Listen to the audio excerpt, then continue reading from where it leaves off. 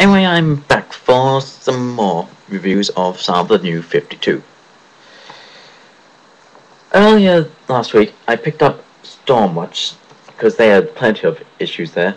Now, one thing which I did with the relaunch was introduce elements of the Wildstorm universe. Now, for those who aren't familiar with it, Wildstorm was originally an imprint of Image Comics founded by Jim Lee, but he stepped down from being the editor because he felt it got in the way of his artwork, so he sold it over to DC Comics.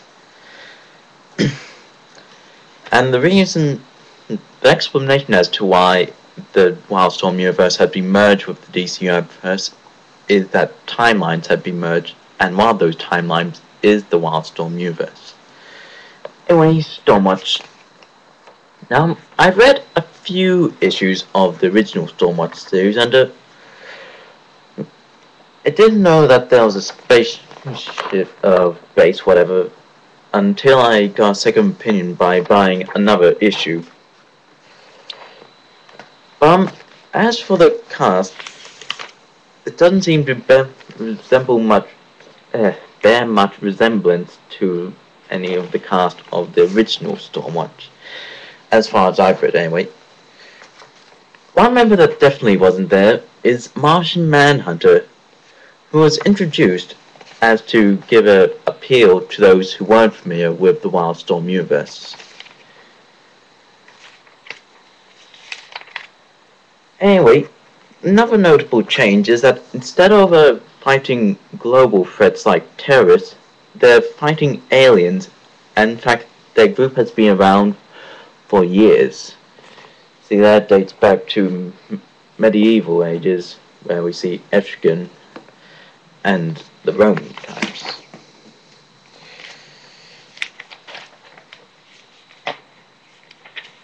Anyway, one interesting thing here is that there's apparently an event that ties in directly with Superman. There's no explanation. Yes, there is See Superman #1. Now, things have definitely changed since the original Stormwatch run out. That's Midnight, or whatever his name was. I haven't read any issue of it, but even I know he was a member of the Authority, not the Stormwatch. Anyway, Teen Titans. Notably, there's a drop of a few favorites for Cyborg and Starfire, the next mention. Cyborg because he's older and part of the Justice League, and Starfire because, well, she's now an emotionless slut who works with the Red Hood. Anyway, it starts off with Kid Flash, and we can see he's quite an amateur because he ends up causing an explosion where he was trying to rescue people from fire.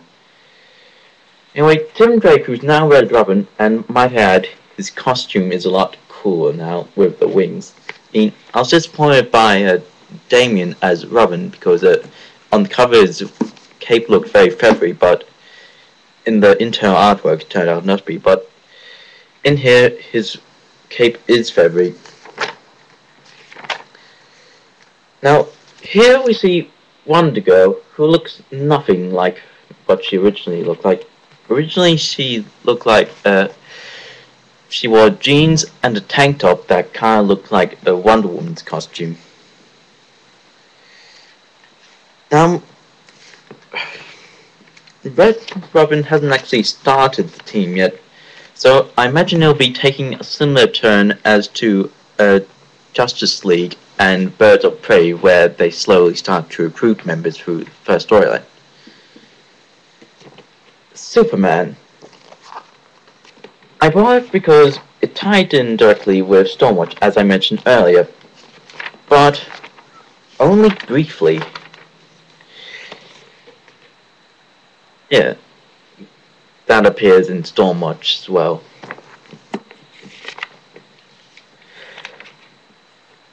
Now, I said that the possible reason for what looks like body armor was because Superman's slightly weaker.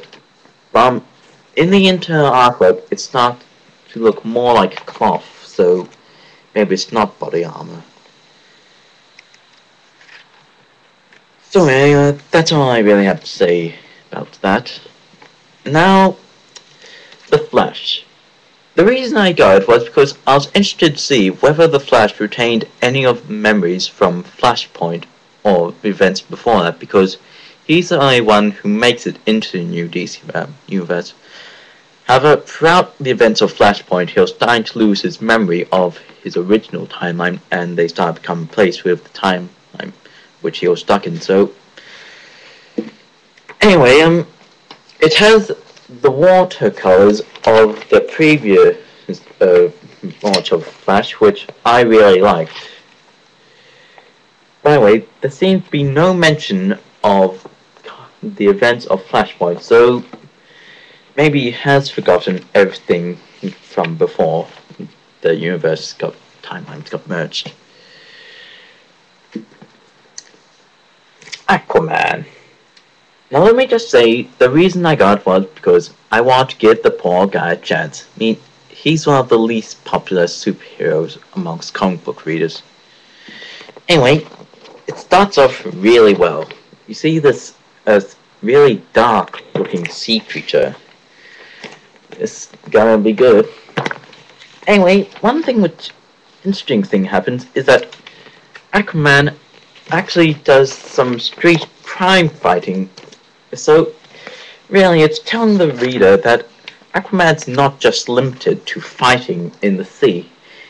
He can do anything a regular superhero can. Well, never mind. Anyway, one thing interesting is that he goes into a fish and chip shop. Why? To shut it down because he thinks it's wrong to eat sea creatures? No. To get some fish and chips. What I find interesting is that one person asks why you talk to fish, and he quite clearly says, I don't talk to fish. Now, it's quite clearly appealing to those who previously saw Aquaman as just a minor thing. Before this, you could ask the average comic book reader, what does Aquaman do? And they say, oh, he talks fish. Well, here he makes it quite clear that he doesn't. He just controls them. Anyway, another interesting thing is that he's asked by someone, how does it feel to be no one's favorite superhero? It's very interesting how DC Comics is actually addressing how unpopular Aquaman is. Anyway, here we see the dark creature again. I really like this thing. DC Comics said that it will probably be the most talked about new character of the New 52, and they're right. Justice League Dark. Starts off with Mamzuru, or however it's pronounced. Really gets confusing when names start with X's. Anyway, she's observing various dark events that happen across the world and various superhumans.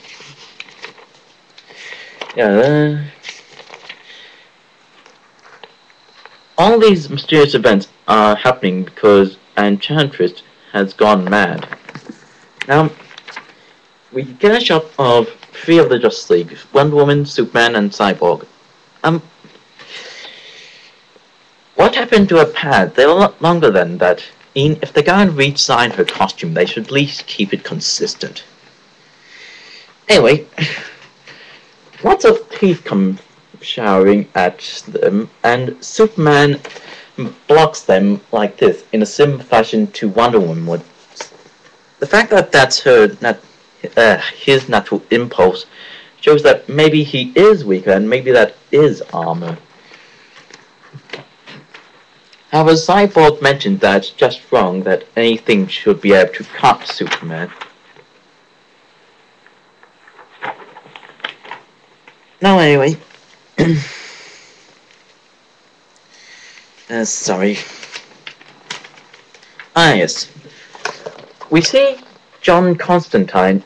Now, John Constantine's solo series, Hellblazer, which is under the Vertigo imprint, is still ongoing. However, the current writer of Hellblazer has stated that it's exclusive to the new 52, so that we'll be continuing with we'll be seeing a younger John Constantine in Just League Dark, yet we'll be seeing possibly the original John Constantine in Hellblazer. Whether it's still set in DC Universe or not, I'm not sure. But anyway, another interesting thing is Just League Dark hasn't actually been formed yet, so it seems to be taking a similar tone to the other team ones, only this time we see all the team members straight away, but they haven't quite been recruited into a team yet.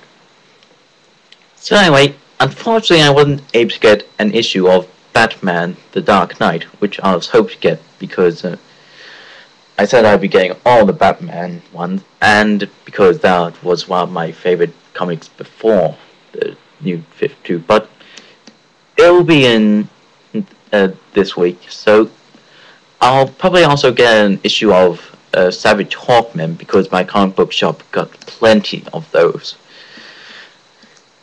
And I'll also be giving my final say on the best and worst of the new 52.